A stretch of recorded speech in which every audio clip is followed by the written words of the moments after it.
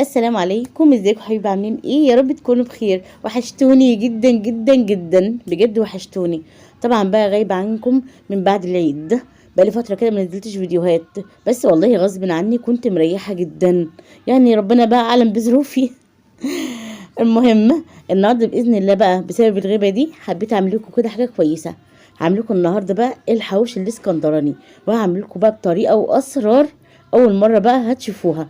بس تابعوا الفيديو كده معايا من البدايه للنهايه، وعايزه بقى كده لايك واشتراك وكومنت كويس منكم وشجعوني. يلا بينا بقى نخش على الفيديو بتاعنا ونشوف النهارده هنعمل ايه مع الحواوشي بتاعنا. يلا بينا. اول حاجه بقى هعمل الحواوشي بتاعنا بنص كيلو من اللحمه، ومعايا كده حوالي 100 جرام من الدوش، وكمان معايا هنا حته من الليه. وطبعا الليه دي غير الدوش خالص نهائي. الدوش ده بتجيبيه من عند الجزار، بيخليه كده يفرمها لك في المفرمه بتاعته وتكون بالشكل ده. اما الليه فهي بتسيح معانا، انما الدوش ما بيسيحش معانا. ومعايا هنا كمان 4 بصلات كبار، ومعايا كمان فلفل الوان، اي نوع فلفل عندك متاح حطيه. معايا فلفل احمر، ومعايا 4 فصوص من الثوم، ومعايا كمان قرن شطه وفلفل اخضر، ومعايا كمان جزء كده من الشبت والكزبره، وده اساسي معايا في الحواوشي بتاعي. اول حاجه بقى هنزل هنا كده بالبصل بتاعي الاول، وهديله كده بس يعني حوالي فرمه بسيطه، انا مش عايزاه ينعم معايا خالص. شايفين؟ فرمه كده بسيطه. وابطل بقى كده الكبه بتاعتي، وهنزل بقى كده بالفلفل بتاعي، ومعاها طبعا فص الثوم، ومعايا كمان هنا الشبت والكزبره، وبرضك هديلهم كده ضربه بسيطه خالص. وبعد كده بقى هقفل كده الكبه بتاعتي. ليه بقى ما ضربتهمش كويس ونعمتهم كويس كده في الكبه؟ لان عايزه الحاجه كده معايا يعني خشنه شويه بحالها، ومش عايزاها كمان تنزل ميه. ولو حصل ونزلت ميه معاكي يبقى صفيها كويس جدا قبل ما تحطيها على اللحمه بتاعتك. تمام. هنا بقى هضرب كده الدوش بتاعي مع حته اللي هي في الكبه بتاعتي عشان تنعم بردك معايا خالص. هقطعها كده الاول بالسكينه قبل ما احطها كده في الكبه. طبعا اللي هي دي بتفرق معانا جدا في طعم الحواوشي بتاعنا، بس لو مفيش حطي دش بس. لو ما عندكش بقى دي او ده حطي بقى معلقه كبيره من السمنه البلديه، بس لازم يبقى معانا نسبه دهون عاليه جدا في اللحمه بتاعتنا عشان تبقى ملبسه. بعد بقى ما ضربتها كده كويس بالشكل ده هحطها بقى كده على الخلطه بتاعتي. طبعا بقى بننزل كل حاجه فيها، وابدا بقى كده احط البهارات واظبط الملح بتاعي. معايا هنا معلقه من الجنزبيل، خدي بالك من البهارات اللي انا حطيتها، وكمان معلقه من الكزبره. هحط بقى معلقتين من الفلفل الاسمر، لان الفلفل الاسمر ده اساسي معانا، وشويه حلوين كده من البابريكا، دي طبعا معايا بابريكا مدخنه، ومعايا كمان معلقه من بهارات اللحمه، ومعايا هنا كمان جوز الطيب هبشرها كده، يعني هاخد منها كده بس حاجه بسيطه تدي ريحه وطعم معانا في الحواوشي بتاعنا. وابدا بقى كده اخلط كل المكونات دي مع بعضها.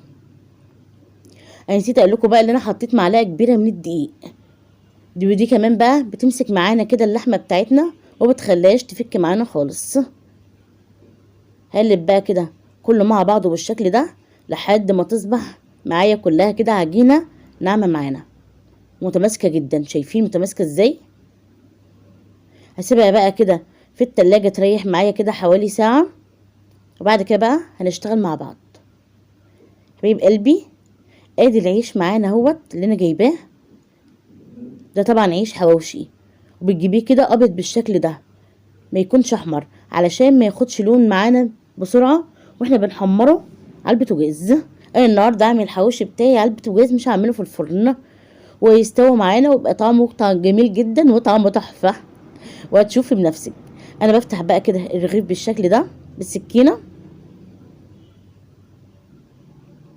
هفتح بقى كده الكميه اللي انا عايزاها مع نفسي، وبعد كده بقى هرجع لكم. بعد ما فتحت بقى الكميه مع نفسي، معايا هنا جبنه كده ميكس. دي طبعا الحمد جبنه جميله جدا، بحب استعملها في كل حاجه بعملها. هاخد بقى جزء صغير كده منها، ولو ما عندكيش مفيش اي مشاكل، ممكن تعملي الحواوشي من غيرها عادي. يعني عندك ما عندكيش خلاص تمام مش مشكله. هبدأ بقى كده احشي بقى الرغيفه بتاعتي. هجيب كده جزء من اللحمه بتاعتي واحاول كده افردها بالشكل ده على الرغيف. طبعا الرغيف ما بيخش من جوه سمنه او اي حاجه خالص، لان ما شاء الله اللحمه اصلا بطبيعه ملبسه، فمش محتاجه ان احنا ندهنها ماده دهنيه. بعد ما فردتها بالشكل ده، باخد بقى جزء كده من الجبنه واحطها مع اللحمه، بس ما بكترش. شايفين؟ باخد كده جزء بسيط وافردها كويس جدا على الرغيف بتاعي، عشان الرغيف بتاعي يبقى كله كده واخد لحمه، ما بيبقاش كده جزء فاضي وجزء فيه. لازم تفرديها كده كويس جدا معاكي. شايفين؟ بالشكل ده. ولازم يكون العيش معاكي كده طازه علشان ما يفرولش منك او يفتول. شايفين؟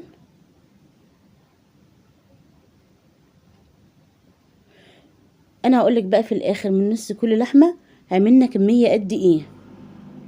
انا هخلص بقى كل الكميه كده مع نفسي، وبعد كده بقى هرجع لكم.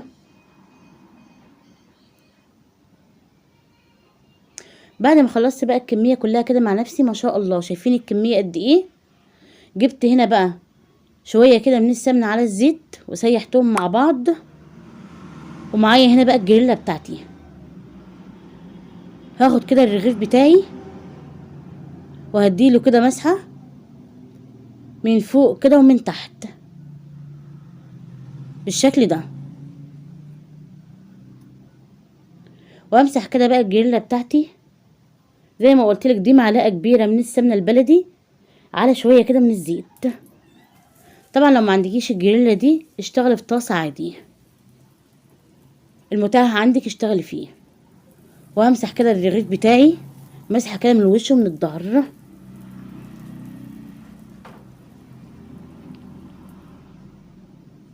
وطبعا بقى هغطي بقى الرغيفه بتاعتي كده بفوطه علشان ما تنشفش معايا، لان العيش ده حساس جدا. شويه هوا هتلاقيه فرول معاكي ونشف معاكي ومش هتعرفي كده تشتغلي بيه. هنا بقى احط كده العيش زي ما انت شايفاه كده، واغطي عليه بالجريلا بتاعتي. ولو هتشتغلي في طاسه غطي باي غطا عندك. المهم لازم تغطي كده وتقفلي عليه. اول ما ياخد صدمه كده من تحت هتقلبيه كده على الوش التاني، وهتغطي عليه برضك، وهتفضلي كده تقلبي فيه كده شويه من فوق وشويه من تحت علشان اللحمه تستوي معانا. وطبعا انا مهديه الجريلا بتاعتي خالص.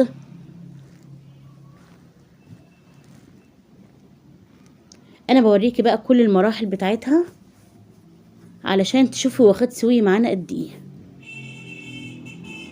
شايفين؟ اول ما يبدأ ياخد صدمة من الجهة التانية هنقلبه برضو بالشكل ده. لازم تقلبيه كده يعني كل ثانية. على العموم اصلا هي بتاخد معانا قد ايه؟ بتاخد معانا حوالي 4 دقايق او 5 دقايق بس مش اكتر، ما بيغيبش معانا خالص. واللحمة بتستوي تبقى زي الفل، بقى تمام. طول ما انت واقفة كده هتقلبي فيه.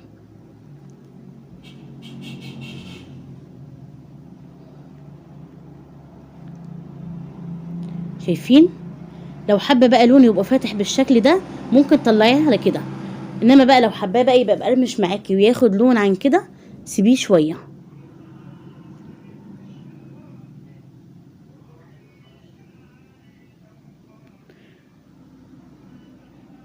بفضل بقى اقلب فيه كده لحد ما ياخد لون كده من الجهتين. شايفين عامل ازاي؟ ما شاء الله شكله تحفه. وغير كده كمان بيقرمش جدا. بس اول ما تطلعيه كده تحطيه في طبق وتغطي عليه علشان يطرى معاكي شويه وميبقاش ناشف خالص بالشكل ده. همسح بقى كده الجريلا بتاعتي مسحه تانية كده من الزيت على السمنه وزي ما قلت لك برضو بمسح الرغيف كده من الوش ومن الظهر بالشكل ده. هكمل بقى بقيه الكميه كده مع نفسي، وبعد كده بقى هرجع لكم. حبايب قلبي انا خلصت كده الكميه اللي انا حمرتها مع نفسي، شايفين شكلها عامل ازاي؟ انا بقى كده هوريكم الكاميرا علشان تشوفوا قد ايه هو جوسي من جوه وبقرمش جدا من بره، ما شاء الله تحفه. تعالوا كده بقى معايا هقرب لكم كده الكاميرا، شايفين بجد يعني كده حاجه عظمه فاخر من الاخر، بجد والله تحفه. شايفين اللحمه من جوه عامله ازاي؟ ولا معجنه ولا اي حاجه خالص. ودي بقى علشان ما فرمناش البصل والفلفل والحاجات اللي احنا فرمناها في الكب قوي.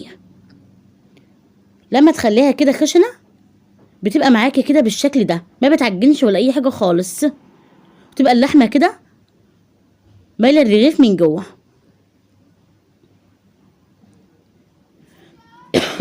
هقول لكم بقى النص كل لحمه معانا عمل قد ايه. عمل معانا 14 رغيف، عملت نصهم والنص التاني زي ما انتم شايفين كده هعينه في الفريزر. في اي وقت بقى حابه تعمليه او تطلعيه هتطلعيه كده قبلها ب10 دقايق يفك، وبعد كده تحمريه زي ما عملته كده بالظبط. مش هقول لكم بقى على الريحه والطعم، والله خيال.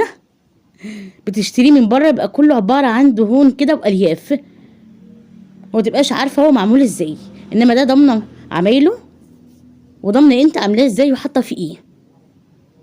بجد شايفين من جوه عامل ازاي، وفي نفس الوقت بيقرمش برضو كده من بره، والطعم بقى حكايه بجد خطير خطير.